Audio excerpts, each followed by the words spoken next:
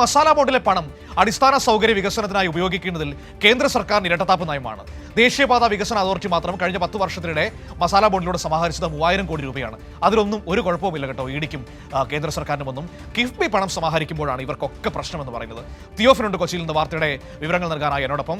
Theophin, good morning. ഇവിടെ NHAI ദേശീയപാത authority masala ബോർഡിലൂടെ പണം സ്വീകരിച്ചിട്ടുണ്ട്, NTPC സ്വീകരിച്ചിട്ടുണ്ട്. അവിടെയൊന്നും ഇടിക്കോ കേന്ദ്ര സർക്കാരിനോ ഒരു പ്രശ്നവുമില്ല. പക്ഷേ കിഫ്ബി മസാല ബോർഡിലൂടെ പണം സമാഹരിച്ചപ്പോഴാണ്, അത് അടിസ്ഥാന സൗകര്യ വികസന പ്രവർത്തനങ്ങൾക്ക് ഉപയോഗിച്ചപ്പോഴാണ് ഈ പറയുന്ന ഇടിക്കൊക്കെ വല്ലാത്ത സംശയം വന്നത്. ഈ NHAI സമാഹരിച്ചിരിക്കുന്നത് എത്ര രൂപയാണ്, അതെങ്ങനെയാണ് അവർ ചെലവഴിച്ചത്?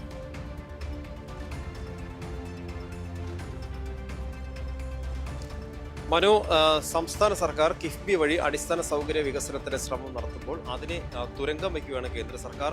കിഫ്ബി വഴിയുള്ള ഫണ്ട് അല്ലെങ്കിൽ കിഫ്ബി മസാല ബോർഡിലൂടെ സ്വരൂപിച്ച ഫണ്ട് അടിസ്ഥാന സൗകര്യ വികസനത്തിന് ഉപയോഗിക്കുന്നത് തെറ്റാണെന്ന് കേന്ദ്രം വാദിക്കുന്നു. ഇതുകൂടാതെ തന്നെ ED ഉപയോഗിച്ച് സർക്കാരിനെ സമ്മർദ്ദത്തിലാക്കാനുള്ള ശ്രമമൊക്കെ നടത്തുന്നുണ്ട്. ഇതിനിടയിലാണ് ഇതേ രീതിയിൽ തന്നെ കേന്ദ്ര സർക്കാർ സ്ഥാപനങ്ങൾ അവരുടെ അടിസ്ഥാന സൗകര്യ വികസനങ്ങൾക്ക് എന്ന പേരിൽ തന്നെ മസാല ബോർഡിലൂടെ പണം സ്വരൂപിക്കുന്നത്. ഇപ്പോൾ ഒരു വിവരാവകാശ രേഖ ഈ വിവരാവകാശ പ്രവർത്തകനായ രാജു വാഴക്കാലയ്ക്ക് ലഭിച്ചതാണ്. അദ്ദേഹത്തിന് ലഭിച്ച ആ രേഖ അനുസരിച്ചാണെങ്കിൽ NHAI ദേശീയപാത അതോറിറ്റി മാത്രം കഴിഞ്ഞ 10 വർഷത്തിനിടെ മസാല ബോർഡിലൂടെ സമാഹരിച്ചത് 3000 കോടി രൂപയാണ്. എന്നാൽ അതുപോലെ തന്നെ മറ്റൊന്നും കൂടി നമുക്ക് എടുക്കാം. കാരണം അവരും ഈ ദേശീയപാത അതോറിറ്റി നടത്തുന്ന അടിസ്ഥാന സൗകര്യ വികസനങ്ങളാണ്. അങ്ങനെ റോഡ് നിർമ്മാണവും പാല നിർമ്മാണവും ഉൾപ്പെടെയുള്ള കാര്യങ്ങൾക്കെല്ലാം വികസനം നടത്തുന്നതിന് ഈ മസാല ബോർഡ് ഉപയോഗിച്ചിരിക്കുന്നു.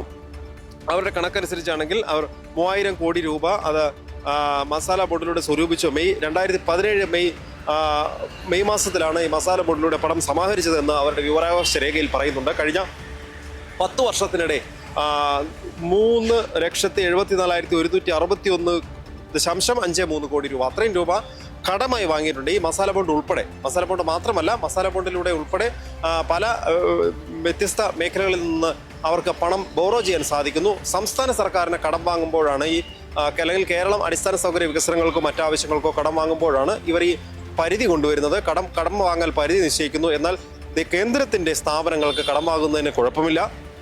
10 വർഷത്തിനിടെ നമുക്ക് ആ കണക്ക് തന്നെ ഒന്ന് പരിശോധിച്ചാൽ അറിയാൻ പറ്റും.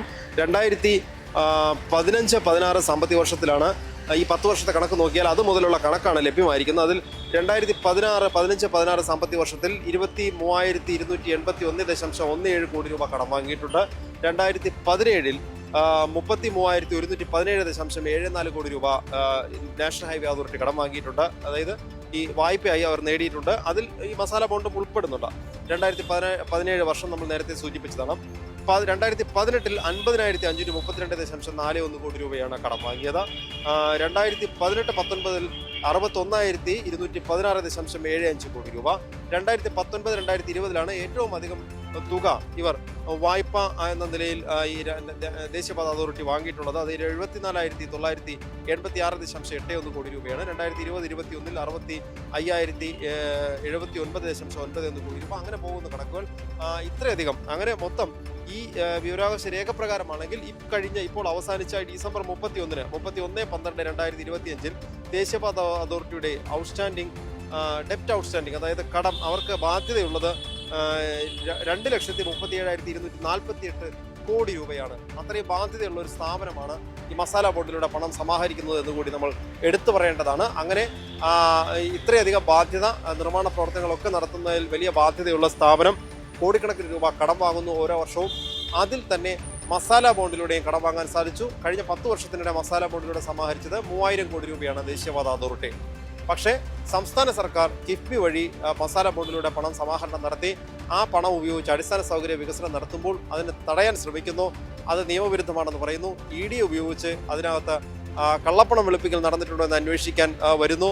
അങ്ങനെ പൊതുവെ തന്നെ സംസ്ഥാനത്തെ സമ്മർദ്ദത്തിലാക്കുന്നു. എന്നാൽ ഈ അടിസ്ഥാന സൗകര്യ വികസനത്തിന് ഉപയോഗിക്കേണ്ട സംസ്ഥാന സർക്കാരിന്റെ പണം, അത് കേന്ദ്ര വിഹിതമായി കിട്ടേണ്ട പണം, ആ പണം കൊണ്ട് നൽകുന്നുമില്ല. ഇതിനിടയിലാണ് കേന്ദ്ര സർക്കാർ സ്ഥാപനങ്ങൾക്ക് ഇതിനൊന്നും തടസ്സമുണ്ടാകുന്നുമില്ല. അപ്പോൾ കേന്ദ്രത്തിന് ഒരു രീതി, സംസ്ഥാനത്തിന് മറ്റൊരു രീതി, അങ്ങനെ ഒരു ഇരട്ടത്താപ്പ് നയമാണ് കേന്ദ്ര സർക്കാർ ഇത്തരം കാര്യത്തിൽ, പ്രത്യേകിച്ച് അടിസ്ഥാന സൗകര്യ വികസനത്തിനായി മസാല ബോർഡിലെ പണം സമാഹരിക്കുന്നതിൽ ഉൾപ്പെടെ കാണിച്ചു വരുന്നത്. മനു.